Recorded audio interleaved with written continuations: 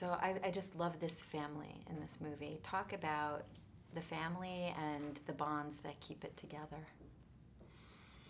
Wow. Generally? I mean, Well, you know, it's a very familiar kind of, although they're slightly eccentric, and of course the male members can time travel, but apart from that, they're a familiar kind of English phenomenon.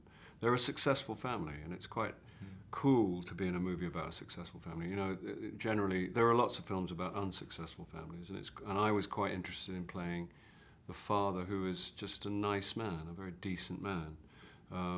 It was refreshing to play a part with that being the challenge, and they are slightly eccentric, I suppose. But and I was married to Lindsay Duncan, and I've waited all my life to be married to Lindsay Duncan. Domhnall, Tim is very focused in the beginning to use his powers to find love. yeah. How does that evolve for him? How does it change for him over the course of the film? Well, he finds it, I guess, is the big thing. You know, he kind of sets for open water and really, you know, not knowing where to look for what he wants, and then, you know, spots Rachel McAdams, and I think that's probably about it. That's the end of the story, you know.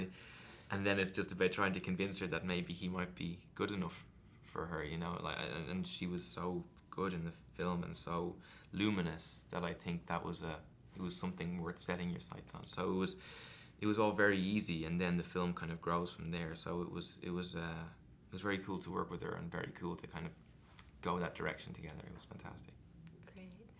And Bill, what words of wisdom does Tim's dad try to impart to him about these powers, this gift he's given? Well, as Richard says, it's a kind of anti-time travel movie, in as much as that the conclusion that they come to is that time travel isn't really necessary.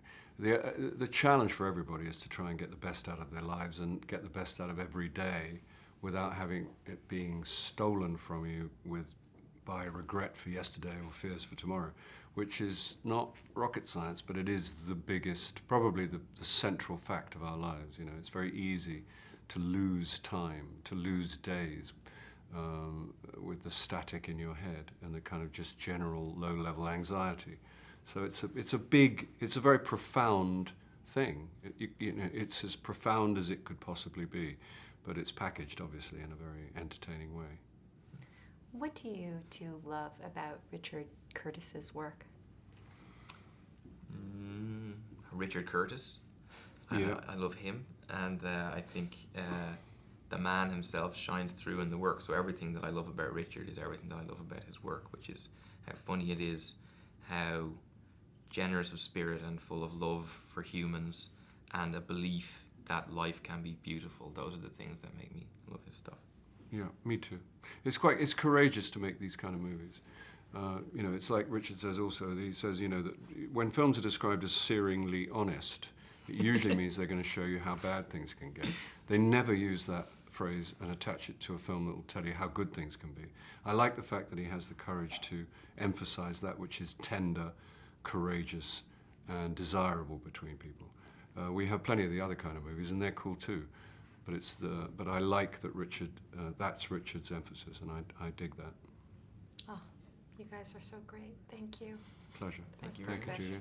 Take care.